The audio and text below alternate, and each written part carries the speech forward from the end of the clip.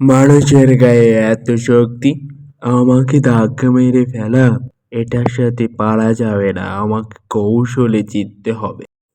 এটা বলেই দুষ্টু দানবটা বীরবলের ঘাড়ে কামড় বসিয়ে দেয় আর সেখান থেকে দৌড়ে পালিয়ে চলে যায়। ঠিক সেই সময় আকাশ দিয়ে উড়ে যাচ্ছিল এক মায়াবী পাখি।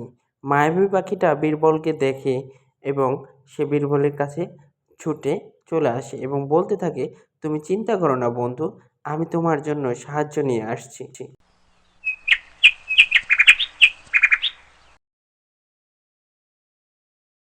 পাখিটা আমাকে কি যেন বলতে চাচ্ছে।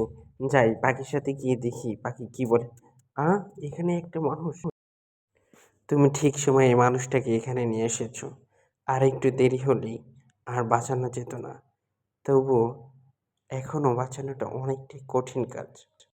কেটেছে তাকে দুষ্টু দানব, লেগেছে তাতে বিষ।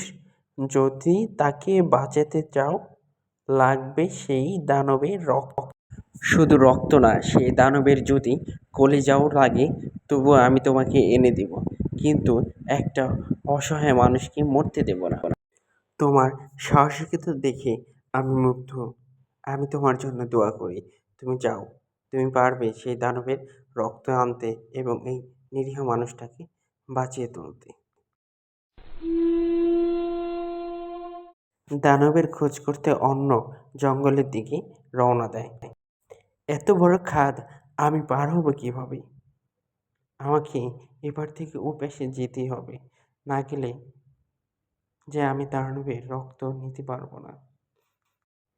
এই গিরিখাত, তুমি তোমার অদৃশ্য দুয়ার খুলে দাও, পার হওয়ার রাস্তা আমাকে বলে দাও, আমি যে ওপারে যেতে চাই।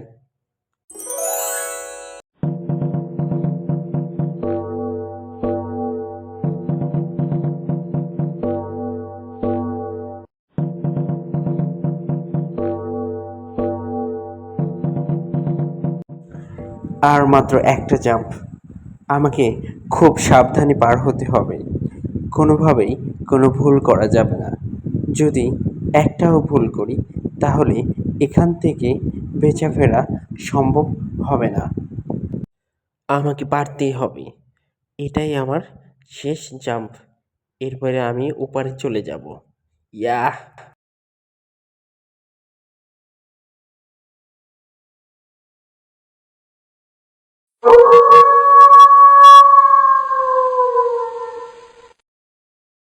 ওহে দুষ্টু দানব, তুই কি জানিস তুই কি করেছিস?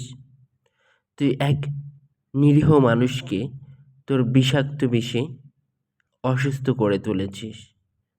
আজ তোর কোনো রক্ষে নেই। আমি আজ তোর রক্ত নিয়ে যাব। যদি তুই প্রাণে বেঁচে থাকতে চাস তাহলে স্বইচ্ছায় তোর শরীর থেকে আমাকে রক্ত দে, আর নয়তো আমি তোকে মারতেও দ্বিধা করব না। তোর মতো পুচকে ছেলে আমাকে মারবে? আমি যেভাবে ওই মানুষটাকে আমার বিষে বিষাক্ত করে তুলেছি, তোকেও আজ আমি সেভাবে বিষাক্ত করে দিব। তার আগে তোকে আমি এমন পিটাবো যে তুই তোর নিজের নামও ভুলে যাবি।